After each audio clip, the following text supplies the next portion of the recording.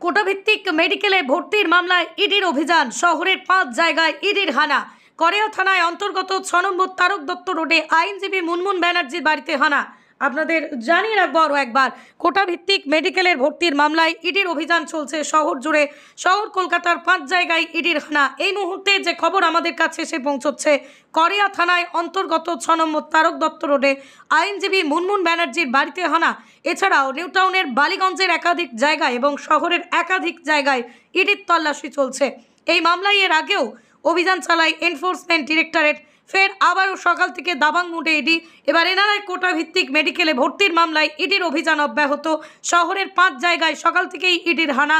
যে জায়গাগুলো ইডির হানা চলছে, যেমনটা জানা যাচ্ছে, যে আপডেট এই মুহূর্তে আমাদের কাছে এসে পৌঁছচ্ছে, করেয়া থানার অন্তর্গত 6 নম্বর তারক দত্ত রোডে আইনজীবী মুনমুন ব্যানার্জির বাড়িতে হানা। এছাড়াও নিউ টাউনের বালিগঞ্জের একাধিক জায়গায়, শহরের একাধিক জায়গায় ইডির তল্লাশি চলছে, এমনটাই সূত্র মারফত খবর।